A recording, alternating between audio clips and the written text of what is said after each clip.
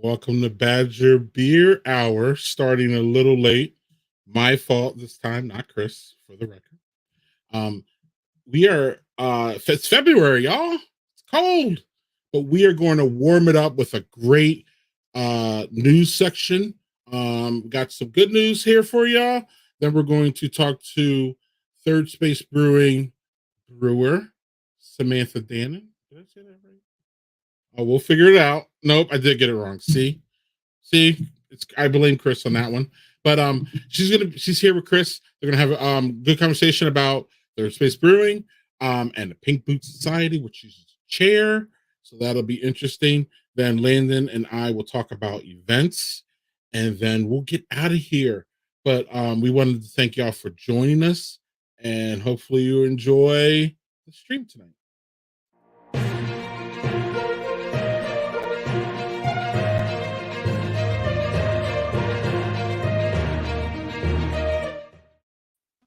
Chris, how you doing, man? I'm doing great, Landon. I'm so glad that Greg fell on the sword and admitted that he was the one who was late. Although you're not exactly. I mean, you were kind of touch and go for making it to the start of the show here. You know, I just got done with volleyball, so I still got sand between my toes. Bump set spike, baby. Yeah. It's too bad we suck tonight, but anyway, beer. You're the setter. You're the setter in this new segment. You know. Yeah, I am. So I'll set you up, buddy.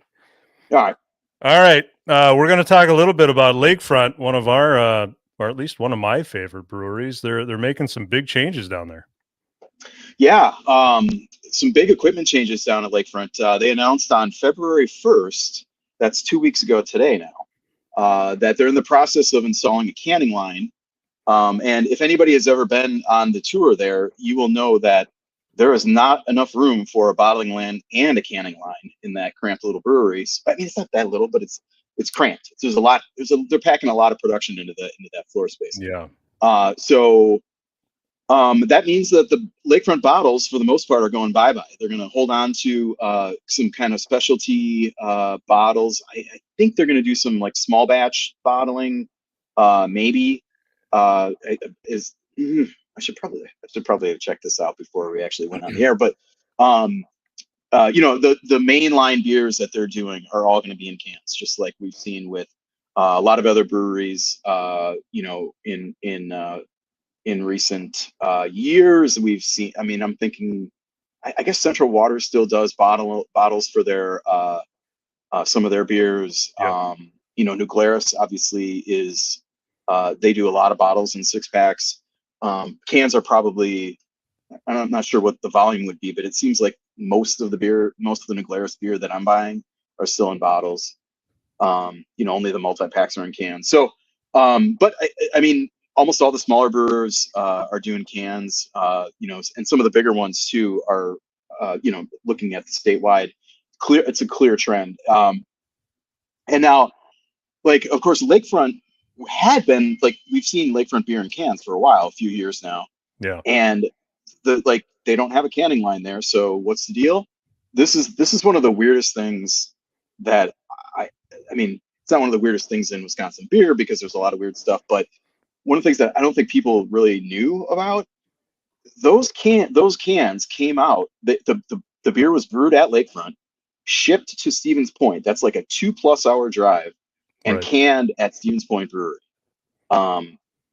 Like literally tanker trucks full of beer were going up there and back. So you can see why, like, you know, I mean, you can see the market pressures on that. If they're willing to do that, you know, clearly people want cans. So, Yeah. and they cited some good.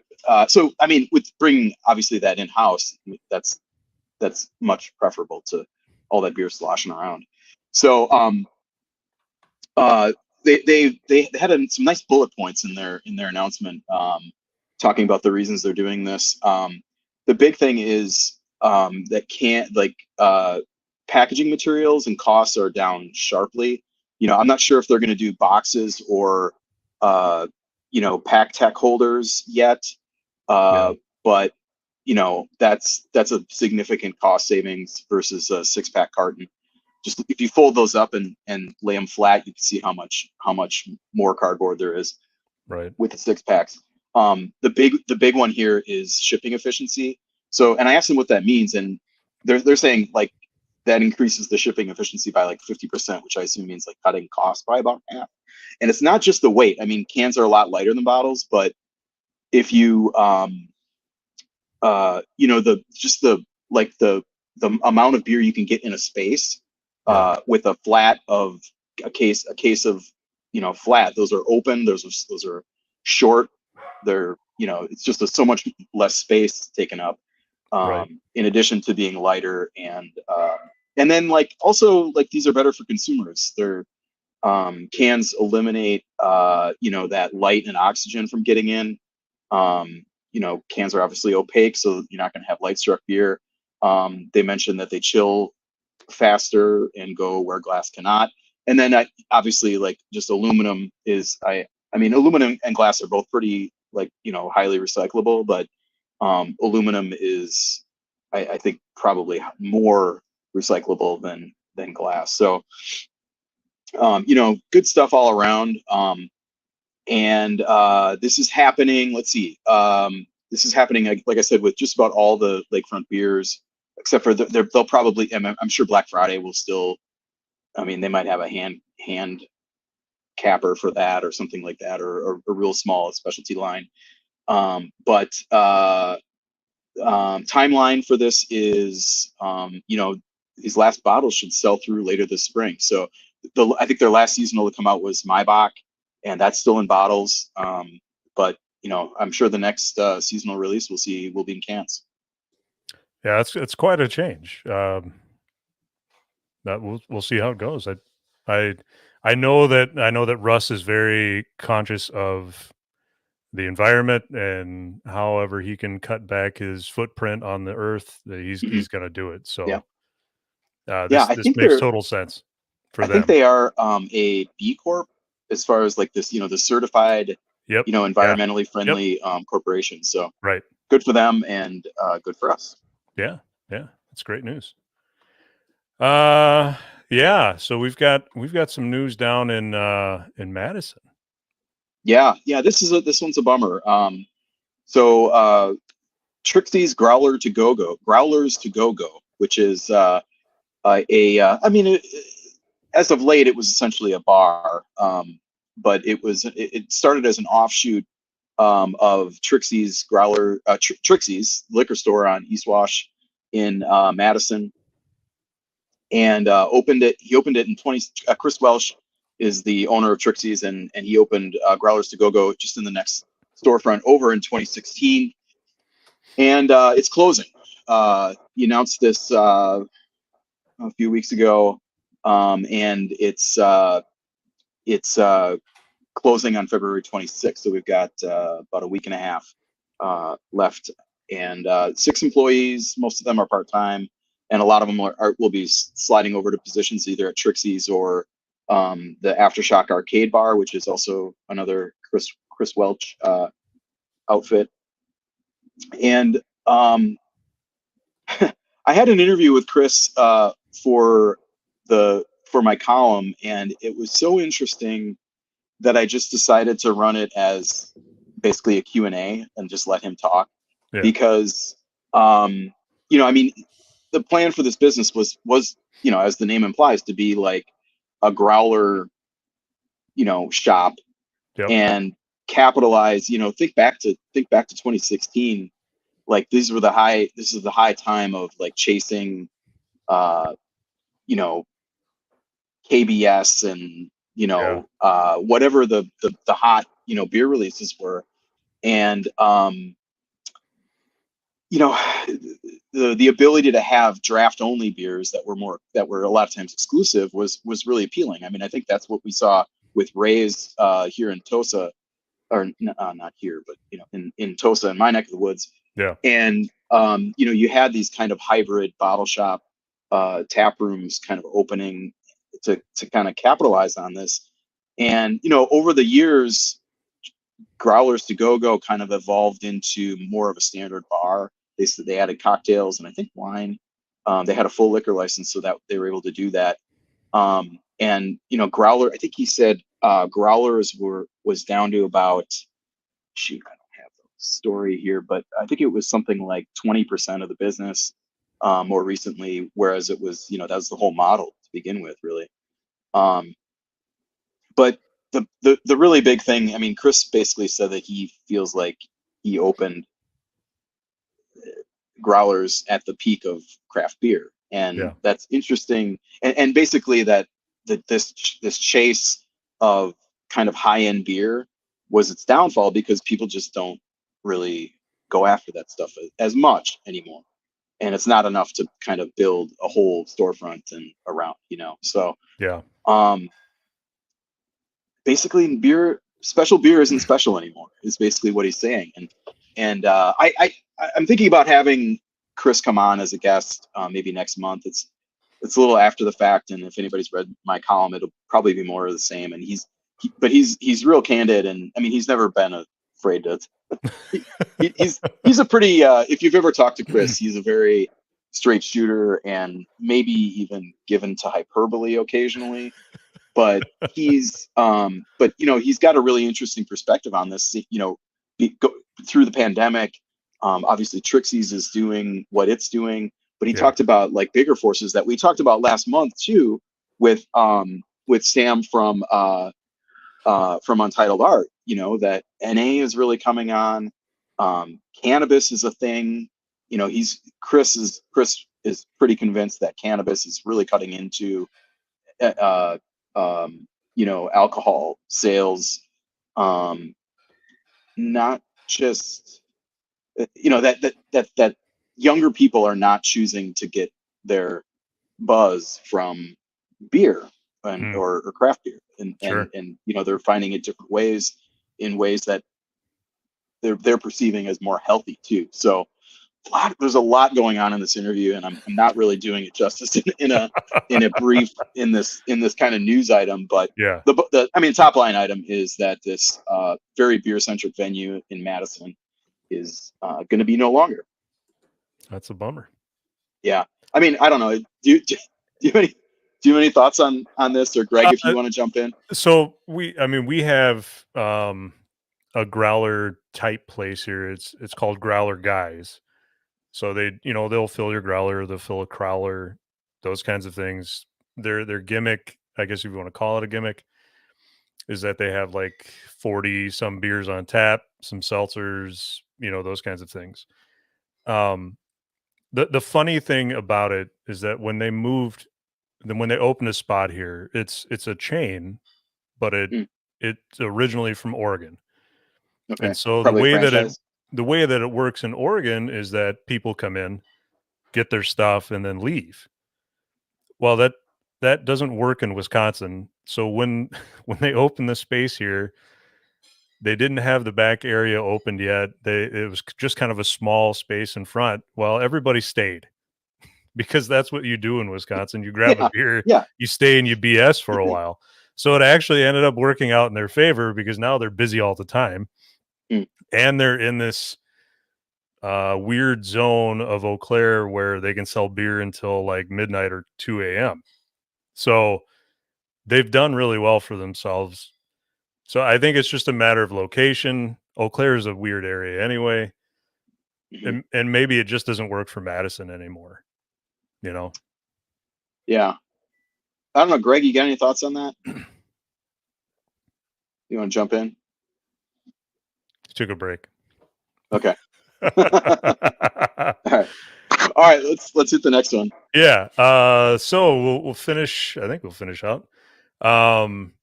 We got some news from one of our old friends of the Badger Beer Hour.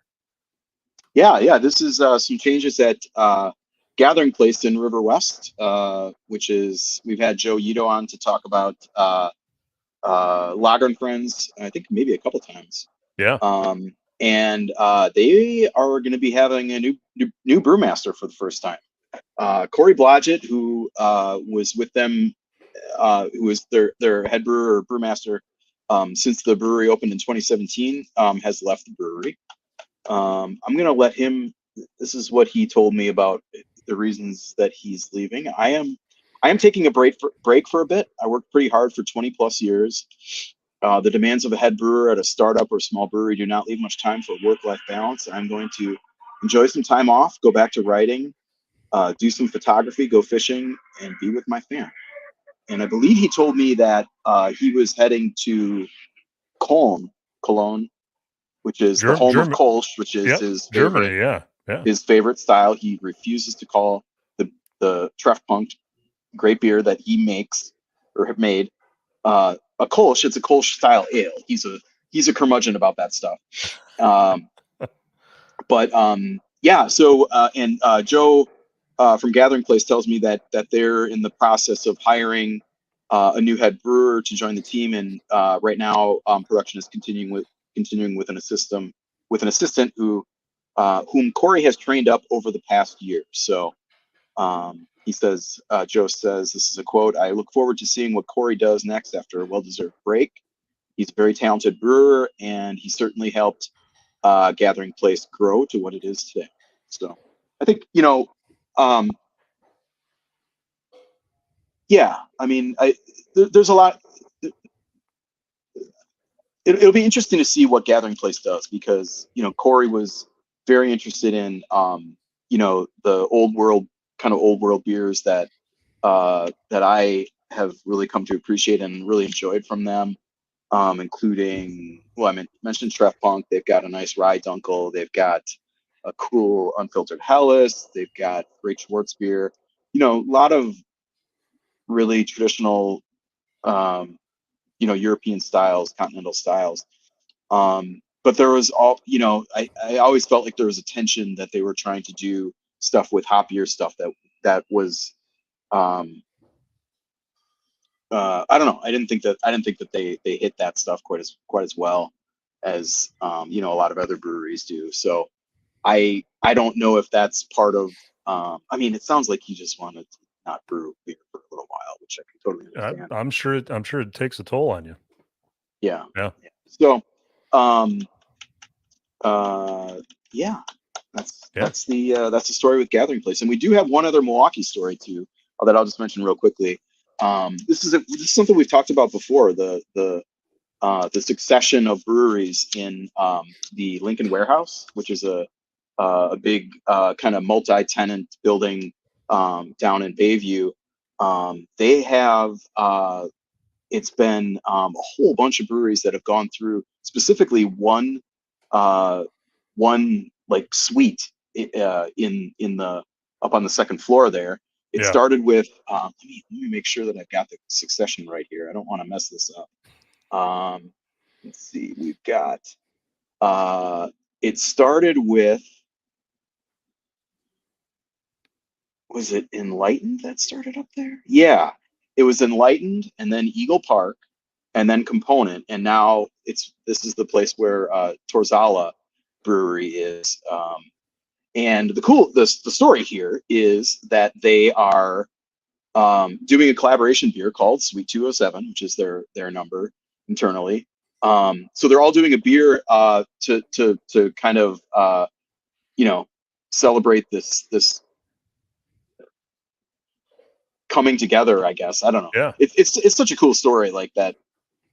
That there's just been this parade of pretty successful breweries, a lot of them obviously, through that space. And what is the beer? Here it is. It's a West Coast IPA, and I think it's brewed. I think Eagle Park brewed it, because they've got a bit of capacity out there, as you know. Yep. Noted. But it's releasing. This is here it is, February 25th. And there'll be a big party beginning at noon at Enlightened, which is in Bayview. They have their own piece of the big old factory in the corner of Bayview there. So Awesome. Cool stuff if you're in the Milwaukee area. I know it's a little bit of an event, but I thought I'd mention it's just a cool effort. So thought I'd Nice. sneak that into the news segment before we sign off. Yeah, absolutely. And that is the February Badger Beer Hour news.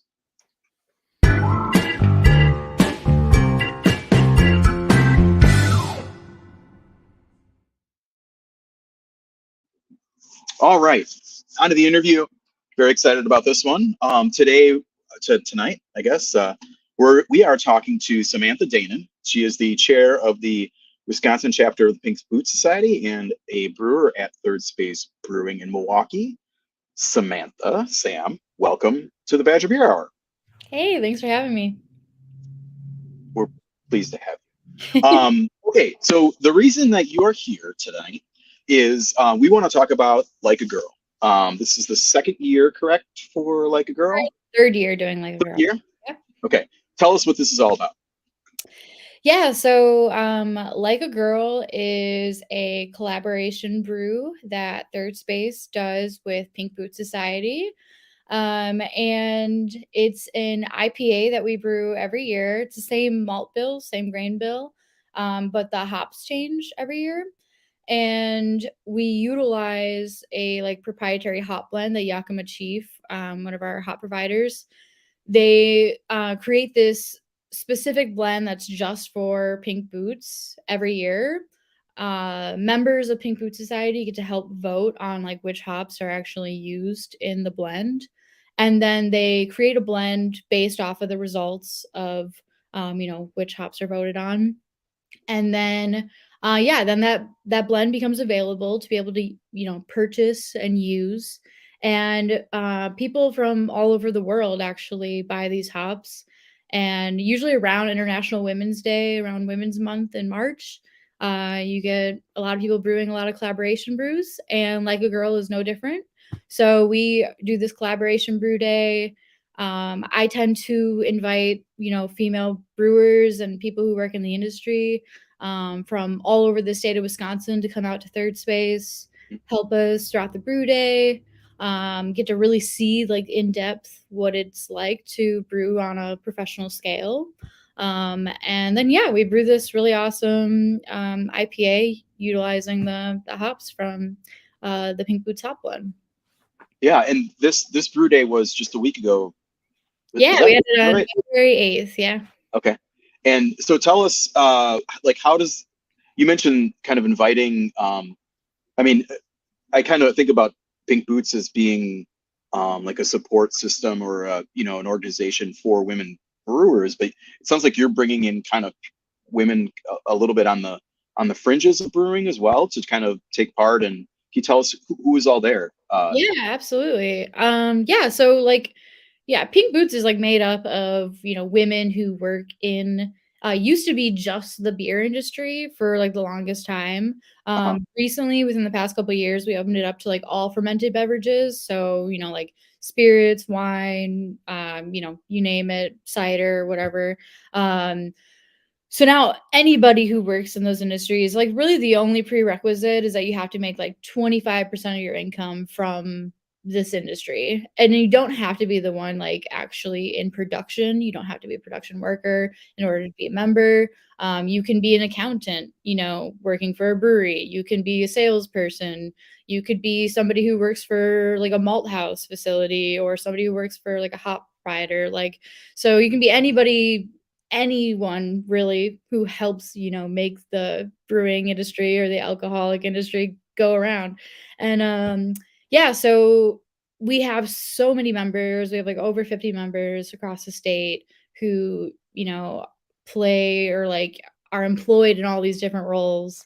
And then so I just invite them all out, and a lot of them don't really get to see, a lot of them don't know what the whole brewing process entails. So it's really cool for them to be able to come out and really get a hands-on experience in that way. Yeah, I imagine that this is kind of, collab beers are a little, there's a lot of them. And I imagine that they can become a little routine, but I imagine also that this one is a little different and a little special? Yeah, I definitely think so. I mean, I think collab brews are fun no matter what. Okay. For the most part, I personally love them. You know, there's like there can be kind of like a stereotype that a lot of collab brews happen, and then like the owners show up, and then they want to like hang out and like show Everybody's like like 3 people holding the sack of grain as it's it's like, going in or hey, something. look, I know how to brew, you know, whatever. And Yeah. then they take a couple of photos and then they're out of there. And like I think that's hilarious no matter what. So like it is what it is. But I think, you know, collaborations within like with members of the community and, you know, people who like really are passionate about beer and like love what they do, and people who are really like earnest and excited about learning. I just think that like that's why I do what I do. And so for me, like our Like a Girl Brew Day is just like it just makes me so excited to be able to like I guess like be this representative of Pink Boots, but also this representative of, you know, of brewers, and really to like showcase what we do on a professional level, on a daily basis, and like, you know, be able to be there as like a figurehead of people like asking multiple questions about, you know, why do you do this and why do you do that, and then being able to, you know, help answer those questions. A lot of our girls have like gone through a lot of like formal training as far as like education goes. Many of them have taken multiple classes and gotten certificates, but have never actually worked in, you know, a production like facility. So really cool for them to be able to like take their like book knowledge, you know, like all this knowledge that they've like learned throughout the years, and be able to, you know, see it in real life, like show up in the, you know, in the actual day and the collab that Mhm. we're doing. That's awesome. So talk a little bit about Pink Boots, what it is, and how does this beer kind of further that mission, or is it? I mean, it's a fundraiser beer, right? Yeah, absolutely.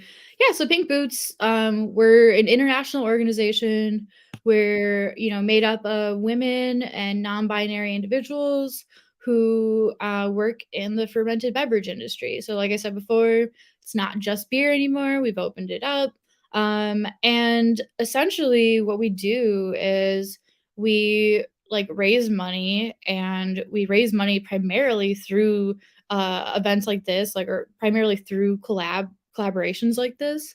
And then we utilize those proceeds from these beers that we make, and that money goes back directly to our Wisconsin chapter. And then we're able to use those funds in order to provide like scholarships and educational opportunities for our members. So essentially, you know, we hold like quarterly meetings. We meet up at, you know, different breweries or at different you know, places where we can have some sort of educational component. And it's really cool. Like as somebody who's worked in the brewing industry for like almost 8 years now, it's really cool for me to be able to still be able to go out and like continually learn and, you know, find more and more fun things to, you know, do, and like more great people to communicate with, network with. So I think that is one of the bigger things about Pink Boots as well, is that, you know, you got a bunch of women who are working in this industry who, you know, might not have had anybody to talk to. You know, obviously it's a very male dominated industry, and it's really nice to be able to, you know, like shoot the shit and like get to complain about like things that you've had to deal with, but also like really network and, you know, help each other along the way, and kind of help each other, like, I guess, pave the path or whatever it might Yeah, be. yeah. Is Can you give like an example? Like you mentioned that a lot of the women at the collab brew had been had taken classes and stuff. Are those Pink Boots? Uh, I mean, were those some of the classes and stuff that were paid for by Pink Boots? Yeah, absolutely. Pink Boots itself, so we have, like, the national, like, level of Pink Boots, and then we have Mhm. our individual chapters. Okay. So each state usually has about 1 chapter, some depending on the size, like, California has, like, a few, I'm pretty sure. Um, uh so we have all these individual chapters, right? So like on a national level, Pink Boots offers multiple scholarships throughout the year. And then some of our members have applied for those scholarships and gotten them, which is awesome. And then they're able to like learn from these ways. And then one of the things that we do with our funds is we're able to, use a little bit of that money and provide another scholarship, whether it be something else completely different or just add on to the scholarships that are already offered, Mhm. but make it primarily open just for our Wisconsin chapter. So kind of like it, decreases the pool size a little bit, so they have a better chance of getting the scholarships, if that makes sense. Gotcha. Yeah. Um, well, can you walk us through kind of your career in the brewing industry, and how did you break in? How long have you been at this? You've been at Third Space for 2 years. Is that right? Yeah, I've been at Third Space for 2.5 years. Okay. Prior to that, I was at Company Brewing in River West for 5 years. Okay. Yeah. It, was there any kind? I mean, how did you get into to that? How did you decide to be a brewer? How did I bust in?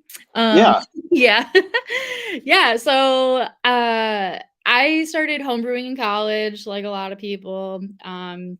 I I found a love of, craft beer, and I was working at a bar at the time, and I had a buddy of mine who, like, really introduced me like, I mean, I was really only drinking, like, PBR and stuff, at a young age, but, uh yeah, I had a buddy introduce me to, what was available at the time, which was mostly like Belgians and a little bit of like maybe like a little bit of like West Coast style IPAs and a lot of like big, barrel aged stuff.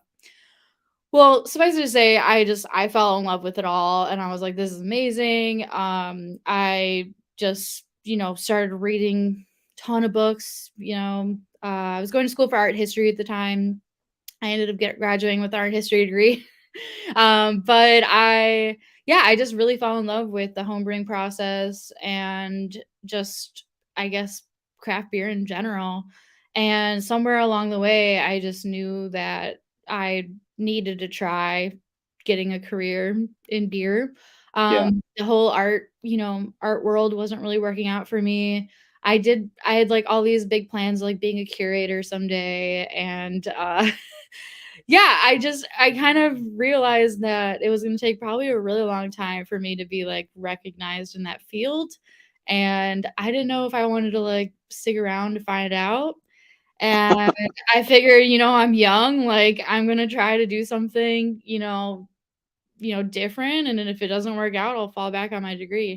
But yeah, at the time it was hard. So this is back, I mean, when I started looking for brewing jobs, this was probably around like 2013, 2014, in Milwaukee, and there really weren't any like I mean, there weren't a ton. Like that was like before the boom of like Yeah. Right. 2015, 2016, where like Mhm. breweries opened up in the summer. So, yeah, so I was looking for just, like, anywhere that would kind of accept me, but, there was really only, like, 5 places that were, major breweries at the time in Yeah.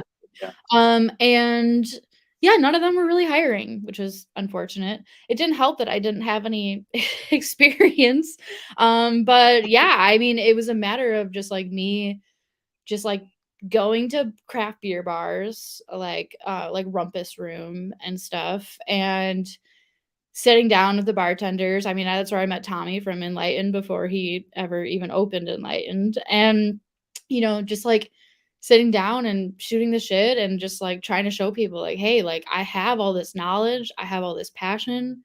I absolutely love beer. And like I know that I want to do this, like physically want to like brew beer. I also have a background of like my dad's a mechanic, so I've been like working on cars since I was a very small child. I've never been shy to like manual labor, like physical labor has been such a big part of my life and something that like I identify with and love. So for me, it was like trying to prove to people like, hey, like I have no problem working my ass off or like working really hard and like putting sweat and like whatever it takes just to get like my Yeah. foot in the door. So I guess fast forward to I think it was like 2014-ish. A buddy of mine who I'd been homebrewing with, I helped him like run this beer club out of Rumpus Room downtown in Milwaukee. And it was mostly for like nerdy like homebrewers and people who just like love, craft beer. And one of the people that we showcased all the time was George Brager, who is the owner of Company Brewing. And he was homebrewing at the time, and he had like the best homebrew that I had ever had in my entire life. Like, and every time we would showcase his What beer, was it? oh my God. This is George Brager. The beer that he would like, I feel like my favorite beer that he brought was, you can get it there now actually. It's called Holiday Party, which is like it's a barrel aged like Belgian quad, but before he aged it in a barrel, it was, in a keg or whatever from his homebrew. But it was just like, I cannot believe that this is the quality homebrew that you got. Yeah. And if you see his if you saw his setup at his house, it's above and beyond. It's insane. But anyways, I was just, like I met George through this little like homebrew club or whatever. And yeah, we just got to talking and he eventually was just like, yeah, I'm going to be leaving the coffee industry to go and open up my own brewery. And I was like, okay, what do I need to do in order to help you? Because like I need a job in the brewing industry. All I want to do is, like be a brewer someday. And I'm willing to do whatever it takes because you're my only option right now, And he was just So like, cool, great, sounds good. And essentially, I just kind of helped them a little bit. Like I helped them like, paint and do some like rehabbing or whatever on the place before they opened up. Mhm. Started off just like serving and bartending for a little bit. And then when they needed help back in the brewery, they called on me, and yeah, that's kind of how I got my start. that's great. That's Yeah, great. I didn't realize that you were like, I mean, were you essentially there from the start at Company? yeah, I helped them open. Okay. Yep. Awesome. Awesome. That's great. Okay, so I like one of the things that I feel like with women, whenever women brewers are on a beer show like this, like all they do is talk about being a woman in beer, and I feel like that's not fair. So this is a very beery audience, Wait, who is it not fair to? Well, no, to you. Well, I'm sure that there are interesting things about what you're doing that do not involve the patriarchy and stuff. So, what can you talk like about? Give me an example of something that you've done at work recently that's just about brewing. Like if you solved a problem or like had like a breakthrough with a recipe or a technique or something. Anything that's like exciting that you're excited to talk about that you can just talk about as a brewer. Yeah. Well, I'm a really big fan of brewing lagers. Yes. I'm like a really big like German, style lager fan. And for me, like brewing lagers are like, that's it. That's if I could just, live each day just brewing lagers, I'd be very, very Kevin, the Sorry, owner. I'm giddy right now of what this answer is going to be. I've actually got to help implement this past year a lager series that's going to be coming out for Third Space Brewing, which I'm so excited for. I've been advocating this for a while, so we're super stoked that this next year there's going to be, a rotating series of really delicious lagers based on like seasonality. But I do want to mention something that I got to do recently that was really fun. That is another, and it has to do with another collab, but it's a really fun collab for me because so I guess I should explain a little bit about who the collab was with, and then we can get into like what we brewed. Sure. But I just recently did a collab with my like local brewer friends. So we have this group of brewers from all over the city that meet like once a month on a Thursday, and it's called Stammtisch, which in German is like essentially just like a regulars table. So we started this a couple summers back, and it was really just a way for local brewers to get together and like talk shit and be able to like blow off some steam and just kind of network and hang out with each other. And no owners are allowed, so it's always just it's always just the brewers. And Nice. yeah, it's just been a really fun time. So we've been having these meetings now for a couple of years, and recently we just decided to do our first collaboration brew. So we just had that at Third Space. We did a little pilot system Nice. brew day, and yeah, we made a Keller Pils. So it's going to be like an unfiltered Pilsner, and I got to do that, or I got to help come up with that recipe, and it's coming along so well. It tastes so good. I'm Oh, really that's excited. exciting. Yeah, that's gonna be coming up on tap. I think within like the next couple of weeks. But yeah, and we're gonna have it on side pull too, which I always love a good. Oh, okay, cool. But yeah, and then we're gonna give fill some kegs for the other guys from the other breweries, and they're gonna be able to put it on tap at their places too. So Where are we going to be able to find this? it depends on who participates, but usually the people who show up for these things are like Lakefront, Indeed, Mobcraft, Bavarian, Beer House, and then just like so many breweries. Awesome. So Awesome. Well, that's exciting. people that we're always hanging out with, and then it Yeah. really just depends on like who ends up getting a keg or not. But Awesome.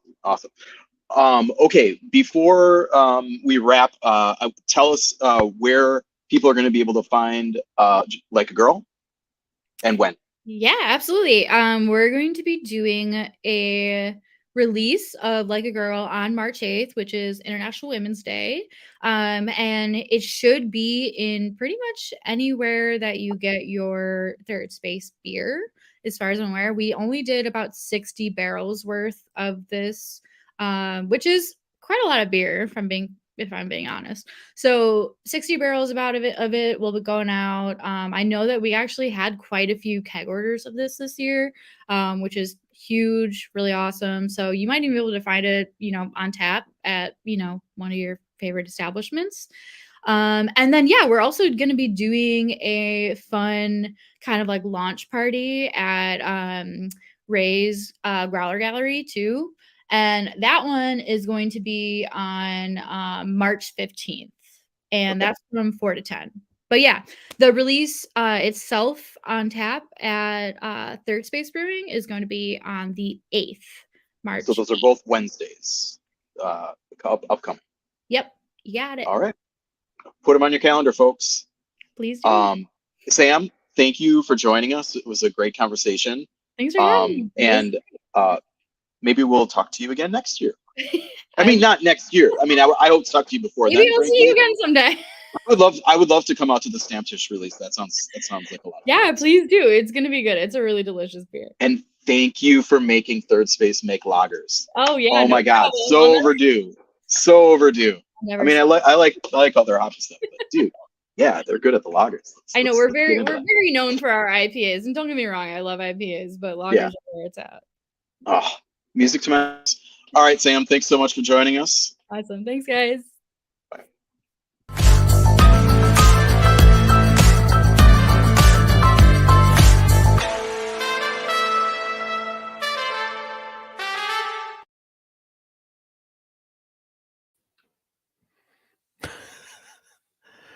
You gotta be a there you go, Greg. Yeah, you didn't even hear me cuss. I messed all that up.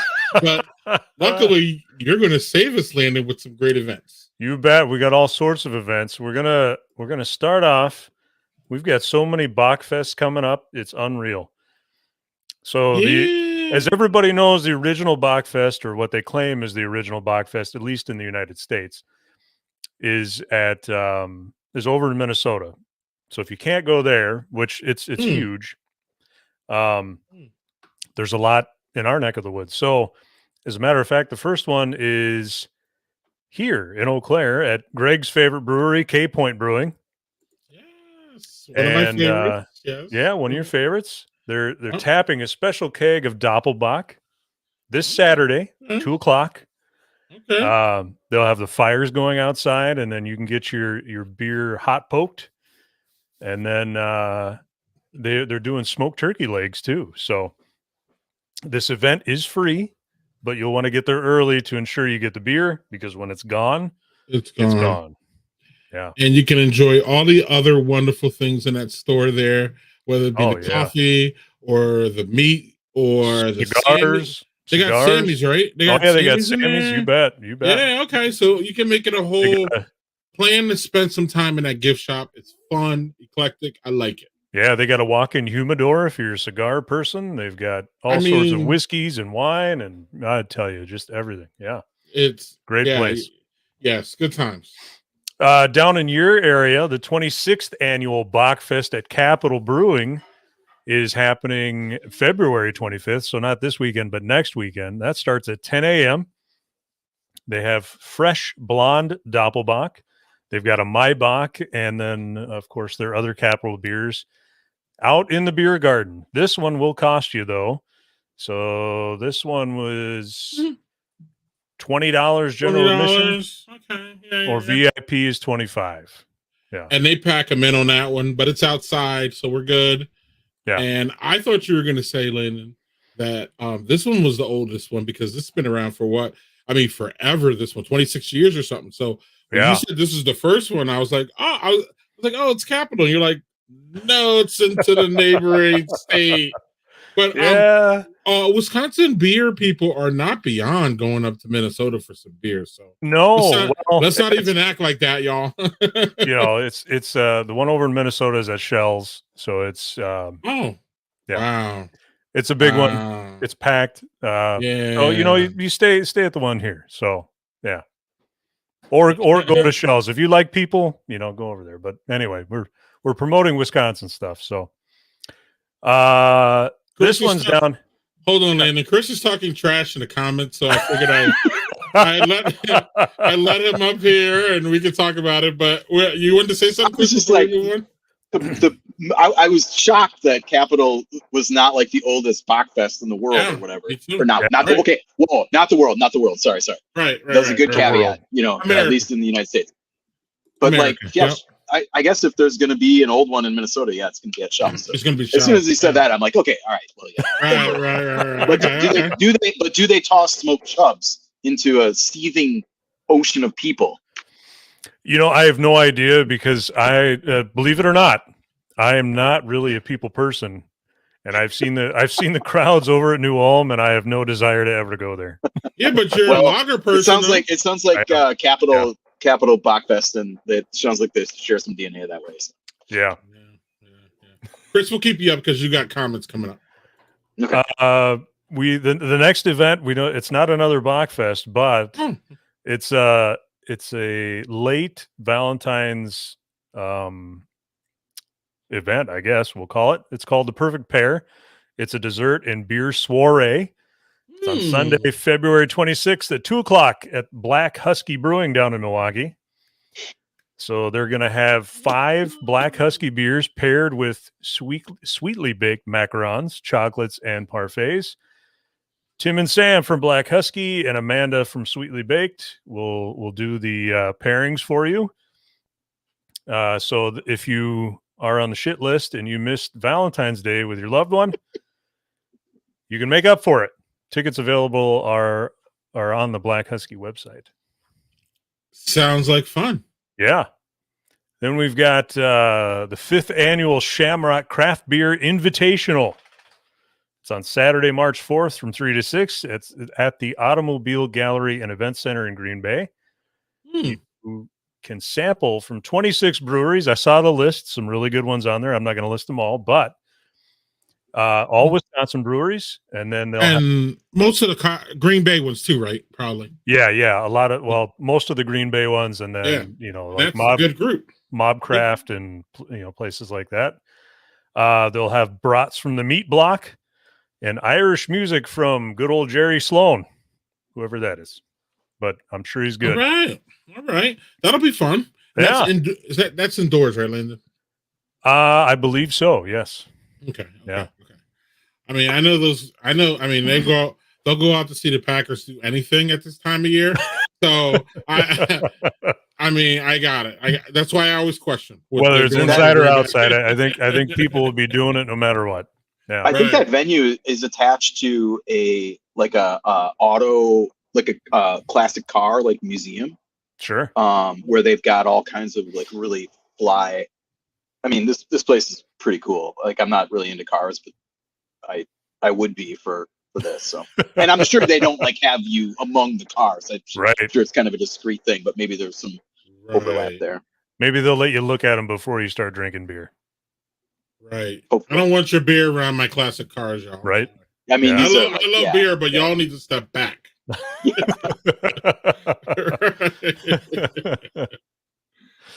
And then the next one, it's also on Saturday, March 4th. It's Pour Another Round Winter Beer Fest. It's at Badger State Brewing in Green Bay. Chris, you've got some thoughts on this one, huh? Yeah, this is Pour Another Round is actually a beer podcast. Yeah. And they are putting on this event, and they've got 15 different breweries from around the state, and this is their first time that they're doing this, and it's at Badger State, which is a great brewery, over by Lambeau Field. And but the brewery list is really interesting. There's a lot of really small producers who, it's kind of a mix of like established breweries that you're interested in, and these really small ones that I would be really interested in trying some beers from. So it's a cool kind of a cool mix, and I mean, I didn't realize he's competing with this other established one in the same town. That's pretty wild. March 4th is going to be lit in Green Bay, man. There's only so many weekends in a year, and you got to get your event in when you can, and that's yeah. So good luck to all of them, or you could go to both. Why not? Boy. People in Green Bay love to drink beer, right? One's indoors, one's outdoors. Yes, they do. Yes, they do. I don't know. Now that the Packers aren't playing, they don't have any reason to drink beer outside. So,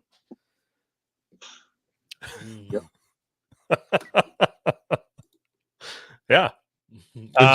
Like you need a reason to drink beer outside. Come on. A jab at our main constituent. He's just poking at our audience, Chris. What are we gonna do? And you see like you see the eyes of the likes go down, the people watching. Oh, Packer fans. We got people from outstate that watch. We kid y'all Packer fans. Y'all had a rough year. Oh, wait. Am I the only Packer fan in here? Yeah. Landon, you're not You are. Well, Landon and I aren't from the state, respectfully. We respect it. We love it. Yeah. We live here, but this isn't our home state. I mean, we love y'all.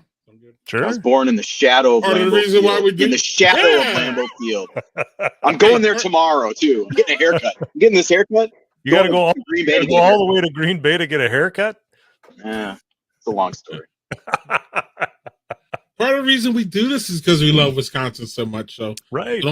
Don't come at us, y'all. We're good in the comments. Yeah. Okay, cool. All right.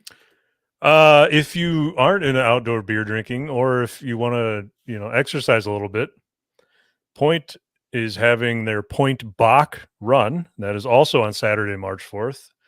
I believe that's in Stevens Point. It is a 5-mile race, so nothing too bad. It is limited to 2,000 runners, though, which is a lot of people. 5 is a lot. Sorry. 5 miles is a lot, Landon. I was going to say, yeah. Come on now. I mean, it is for me. 2 miles is a lot for me. But 500 yards for me. So 5 miles, man. Y'all go. Yeah. But Linda, there's always that. This is another, instance of beer and running. and that community, they're really, really tight. They are. Along with the people that ride bikes, same deal. They hop breweries all the time. Yeah, absolutely. So there probably will be 2,000 people there. I wouldn't be surprised. Right. And the registration fee is only $30, so pretty cheap race. And then once you're done running your 5 miles, they're going to have a post-race party in a large heated tent. Of course, with Point beer. That's how you can get me to run 5 miles. Put a bunch of beer at the end of it. Right. As long as you make it those 5 miles, that beer will taste mighty good at the end. You bet. You can amble. You can jog. Some call it the Bach run. I'd probably call it the Bach amble. And you got the classic point, and hopefully some of that whole hog, right? That's what it's called. Yeah. Give me all the point special, baby. All of it. It's good stuff. Point Bach too. Anyway, Point Bach. Yeah. Okay. The whole hog pumpkin, I like, of course. That's my jam. Of course. I think it's the stout that I like. Yeah. I don't know. I like them all though. I remember liking every single one of those that I've tasted. So I'm good. Historic brewery, good place. Good. Yes. And then the last one, another. We're going to finish off with a Bachfest because March is still a good time. This is a 2-day event. Actually a 3-day event. So all weekend. 10th, 11th, and 12th, Earth Rider in Superior. They're having their Bachfest 3 days. And really all I could find about that is you can just get your beer hot poked. And that's Have you guys ever done the the hot poker beer thing? Yeah. What did you like it? Yeah, it's it just gives you a little bit more of a caramely flavor, It doesn't really turn it warm or hot or anything like that because it just they only put it in there for long enough to just like get it to bubble up, and then you drink it like that. It's good. Does it lose any carbonation? I assume because it kind of like froths up and stuff. Not really. The top of it is pretty much foam. I mean, they leave about that much room on the top, so they won't fill your glass all the way up. Yeah. But gotcha. Good stuff. I have not been to Earth Rider Bachfest, but I know that they really looked into this event a whole lot. But I know that they have they do a lot of live music at their events and at their tap room, and so I think you'd be expecting some cool music and some awesome beer. I love Earth Rider is one of my favorite. It's really good. Solid really good stuff all across. I haven't had enough of that, y'all. I'm jealous, but I'm gonna work on that. But are y'all familiar with brick and mortar brewing, Chris? Ooh, that's Chris's jam right there. Flannel Fest. Hell yeah! Right. Y'all ever hear of Flannel Fest? Okay. Chris, you ever hear of it? I have not. Okay. So Flannel Fest is Saturday, according to Brick and Mortar Brewing Company, which I've never heard of before. But hi, y'all. Thank you for joining us and checking this out for sure. Flannel Fest in Janesville is February 25th. We have $55 tickets, VIP 110. I bet you get some good stuff for $110. Yeah, no doubts. That's interesting. Okay, so he's a home brewer in Edgerton. Welcome. Okay. Cool. So then it's 12 to 5, so 5 hours of drinking. Looks like 50 plus craft beers and 60 homebrew. Wow. Plus a homebrew competition. Janesville's not that far. Oh wow, this is damn, we're gonna have to get out to this. This looks good. Yeah. That looks amazing. Does look good. I love events, y'all, that have homebrew. I love events. Yeah. One of my favorite ones was Homebrew Con, where one night they have Landon local commercial breweries. This is in Minnesota, so it was Dangerous Man, Indeed, all the ones that we love, Inbound, Summit, all of them were there, mostly, And the next night they had homebrew. And I'm telling you, the homebrew night was better than the commercial night. Telling y'all, get out of here, really? I'm telling y'all as a fact. I enjoyed I enjoyed it so much more. The vibe was, again, not that the y'all know we all love going to these things, Yeah. and we all love the vibes at these things, and generally it's a good vibe. It's a good craft beer industry, whether it's white male dominated or not, is a welcoming, generally, um, you know, community. Like everybody just wants to get beer. The brewers are having beers together, visiting other booths. It's just great. So I'm not really trying to slam the commercial guys, but at the same time, those homebrew guys seem like they're preparing forever. It was like that was their big stage. Yeah, That was yeah, the time to shine. Whereas, with all due respect to the commercial guys, they're just bringing the stuff that they're brewing, and that's good. Don't get me wrong. Dangerous Man, indeed. I mean, these are all great breweries, but the homebrew people, I'm telling you, and maybe it was an expectation thing. Maybe I walked in saying, "Oh, it's just homebrew. It's cool. It's gonna be good." It was just great. So when you can have a place where you can have commercial and homebrew, I'm just telling y'all, it's something you need to look into, and it's a Yeah. fun time. I last couple of years I've judged the homebrew competition at been one of the judges at the homebrew competition at Gathering Place, and that it's just a really fun day because you have you have people coming in. I mean, the tap room is open, and so you've got people coming in and then they show up and they're in the middle of this big homebrew thing with and they have maybe I think they have like a dozen maybe home brewers, and with varying degrees of like buy-in. Like some people Right. just are made a home brew. Some people have like business cards and like displays, and they're clearly in like the clubs and stuff.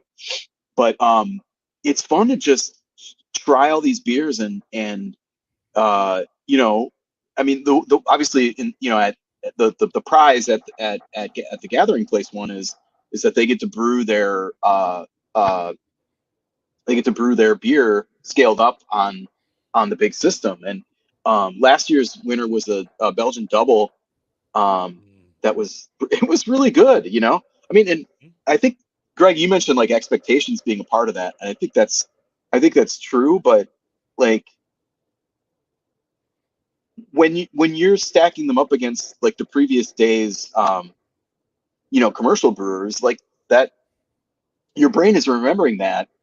And I think more so than like, okay, well, I'm not gonna like, this is gonna be just okay, And that's the thing is like, they're not. I mean, they're not all home runs, but there's not a lot of ground ball outs. And That's a bad metaphor. I would say that home brewers have really stepped it up probably in the last decade. Yeah. Because of how much commercial brewing has stepped it up too. I mean, you would never, hardly ever hear of somebody brewing a Belgian double as a home brew, ever. Yeah. They brewed a brown or a pale ale. Those are the ones that you would, the main staples of the home brewers. And there's so much sharing of techniques, and Right. like the ingredients I think are a lot easier to source than they were 10 years ago too. I'm sure a lot of this stuff is mail ordered or whatever. So but I think that I mean the gap is definitely closing, and there's so much like kind of like what I would consider like advanced brewing techniques that you can really translate to a homebrew scale with that surprises me. Like, I mean, there's all I remember one I've got a friend of mine who does meads. Like he does like high end like pastry type meads, like the stuff that you'd get from like Pips or whatever. And I'm like, I'm not comparing his mead to Pips, but like, I mean, you drink it and it's like, damn, this is like, I mean, it's sweet, it's full, balanced, drinkable, it's heavy, it's all that stuff that you look for in a really high end mead. It's all there. And, nice. So yeah, I mean, and like kettle sours and just all kinds of interesting stuff. I was just talking to Peter Schroeder from Starkweather last night, and and he's he was a home brewer for a long time, and then Mhm. now he's pro. He's brewmaster at. I literally bought his equipment. Are you brewing, Greg? No, but I have it in my basement. It looks Okay. Well, you bought it, but you're not brewing. What's the deal? Porter? Let's talk about that. We're still in the events. Let's talk about this in the last call. Okay. I'll answer that. I'll answer that. That was the last event, wasn't it? Finish your thought though, Chris, and then we'll segue. Well, I don't know. I just well, Peter. I mean, he kind of has this. The thing I really like about his beer is this really kind of like, let's try anything kind of approach. But even within that, like, you can see the things that he really likes and has success brewing with. Like he does a lot with peppercorn, like black pepper. And that's a tricky ingredient, but I think he does it pretty well. He's got a regular beer, one of the few kind of like heavy rotation beers at Starkweather is a it's a pineapple scorpion pepper kettle sour. And that's popular enough that it's like kind of a standard beer. So wow. Called Sweet Heat. So I mean, like, and not all of that beer, not all of his beer is great or even good, but like I think about what Starkweather is, and this is kind of previewing my this weekend's column for in the State Journal. You think about all the different. We talked about this.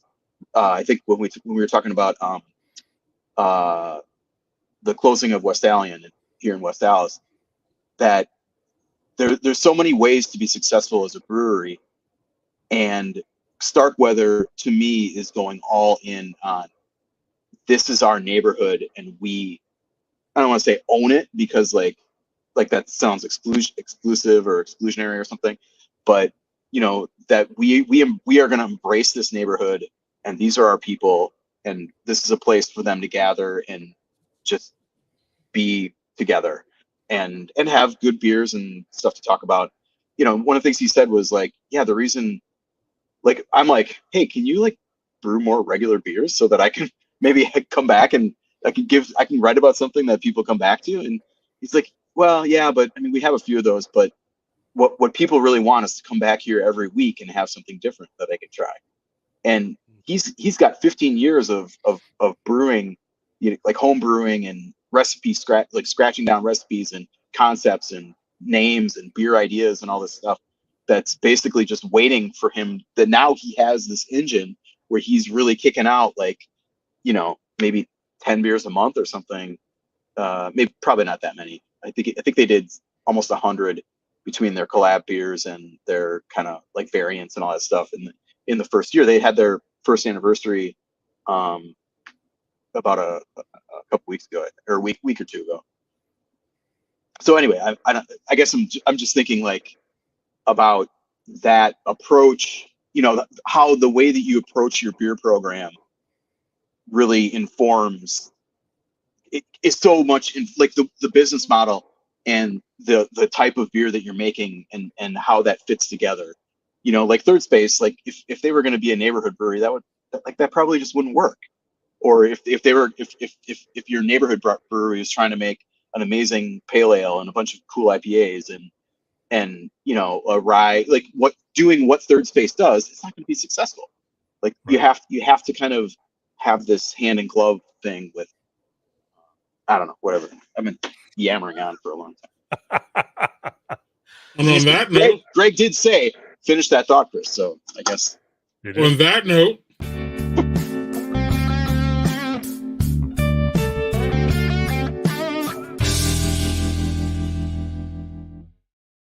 Hey, Chris, tell us about that Sunday column you got going. You just heard it, buddy. This is the last call. That was a much less lucid transcript of exactly what I wrote. So yeah, this is the last. I usually write on Tuesday nights or Monday nights, and it just so happens that when this falls on Wednesday, it's right after I file. So all these ideas are kind of kicking around fresh in my head. So what you call them ideas, I call it gobbledygook. But we are at the last call here, and this is where we talk about ourselves, and we all don't like to do that. So I forced the whole crew to do it by starting a segment. So Landon, what are you up to, buddy? I would encourage everybody to go out and enjoy a Bachfest if you're near one. Those are A Bachfest. Yeah, a Bachfest, whatever one you choose. One of many. Or go to all of them, one or the other. The other thing that I really want to hone in on is, and we just saw it, Brick and Mortar when they came on here and told us about their event. That's fantastic. I wish more people would do it. We peruse, or we and I peruse any place that I can possibly find events, but it is damn near impossible to find all of them. So if you want us to promote your event, let us know. We still have an email address. We still have all sorts of places that you can get in contact with us. Let us know. We'd love to promote it. Same with news too. You know, I mean, I'm here in Milwaukee. I have a lot of tendrils in Madison as far as beer stuff. I'm from Green Bay, so I know a little bit about what's going on there. But you know, we're not trying to ignore the rest of the state. In fact, we're quite the opposite. But you know, the beer media coverage of beer is kind of less and less, I think, these days. So it's always, sometimes it's tough to find all the openings and everything. But if you know of something, if you hear something, let us know. Greg, you want to run that email address? Or I mean, you can always find me on Twitter, but you know, not everybody's on Twitter. So there it is, badgerbeerhour@gmail.com. Hit us up. Yep, hit us up. And I don't have let's see here. We have the Badger Beer Happy Hour, which is next week. It's every fourth Wednesday. You can join us, Simon McConaughey from Venture Brewing, and the Wisconsin Beer Maven, otherwise known as Maggie Skinner. She is a rep for Revolution, a Wisconsin rep. So she travels this state harder and faster than all of us probably combined. So we try to cover everywhere, y'all. I'm on the internet all day looking for so something passes and passes Chris, and passes Landon. It's great to have backup like Brick and Mortar. And again, y'all can find the Flannel Fest. There's more information on the Facebook page. So I assume if you put in Flannel Fest, go to Facebook, all that wonderfulness will pop up. I'm still questioning about how VIP is double the regular one, but you must get a lot of good things with the VIP. I want for that, y'all. It's all the VIP things. I want private bathrooms. I want a warming center. It's cold. I don't care if I'm wearing flannel. It's going to be cold. Maybe you get a special flannel. I want a I bet there's yeah. Even like a flannel. Even like a flannel like scarf or something will be damn cool. Maybe like a bomber hat, or something like a flannel one. Yeah. Something, but give me all the VIP things, and then I'm a sucker for that. So to answer Chris's question real quick, I bought Peter Schroeder's equipment. What is it now? 5 years ago. So I'm not sure if this ever is going to come to fruition. I wanted to start home brewing. It just never happened. My sons are of age though now. They're getting to be like late teens, and we are moving stuff around in the basement. And the youngest one's like, "What the hell is?" Well, he didn't say what the hell, but he gave me that "What the hell is this?" look. And I'm like, "This is my homebrew equipment." He's like, "Well," he gave me that look, like, you know how kids give you that look, but they won't say that shit. Well, you know what I mean? Like, they'll give you that "what the look," and they'll never say it to you. And he's just like, "Well, why do you have equipment that you're not going to use?" That was just what his face said. He would never say that to me. I would hope when he gets older, he can feel, he doesn't want to be disrespectful. Yeah. I got that. Yeah. At the same time, I want him to express himself, but he does in his face. So I've already got that look, and Chris gave me that look too. What? Yeah, and I got professional brewer stuff. So it wasn't like some hodge. So Peter Schroeder was serious. So I got a good system. Sorry, y'all. I dropped the ball. It's still there though. Being a beer fan and a home brewer are very different things that require a very different set of interests and acuities. and ability. Right. Story. So Right. I discovered early on in my whole beer journey that I had the one, but not the other. And I'm just going to let the pros do it from here on out. And correct. Yeah. Correct. Yep. And I also question my own creativity. I do it a lot, but I question my creativity as far as like, recipe building. It's almost like I just need to leave this to the experts and learn from them. So there's my answer, whether y'all like it or not. So, Chris, do you have anything else coming up besides your? Oh, Yeah. okay. Yeah, I'll just mention Page Turner Pilsner once again. Yes. This is the collaboration beer that Eagle Park did with Milwaukee Magazine, which is my day job, which is where I am right now. You can see. Oh, look, there's there's my desk. It's still out. It's we launched it mid-January, and there's still a few 4-packs out there. There's one less because I had one here. It's a wonderful kind of contemporary take on a German Pilsner, and Eagle Park knocked this one out of the park. But if you can still find it in most better beer emporiums in Milwaukee, you should go out and grab it. And we've all of the content from our awesome anniversary issue. It's right here. Boop. Look at that. It's the same graphic. You see that? Look at that. Look at that. Is now online on our website, milwaukeemag.com. So you can check out the 40th anniversary feature that I put together, and our 7 Wonders of Milwaukee, which is great, and all kinds of other stuff. So milwaukeemag.com. Yo, that's peak branding, y'all. Take note. Yeah, this is the thing that we had at the release party, and I'm like, I walked by it, and I'm like, oh, well, I could bring this as my background instead of the super boring corporate office that's like half dark behind me. So peak branding, you're always selling, Chris. I see that. It's beautiful. Shout out to Chelsea Mamero, our art director, who designed the can. Let's see it again. Our art director, Chelsea Mamero, did the design for the can. Obviously, the illustration was commissioned, but look at that bad boy. It's a great can. It's a great can. Great can. Great can. Great art. Great stream, y'all. Yeah. As y'all see, the next Badger Beer Hour is March 15th, 8 p.m. Central. And we're signing off. Are y'all cool? Everything good? Chris, have a good time on vacation. Landon, have a good time at the Bachfest. You bet. And I'm going to have a good time clicking credits.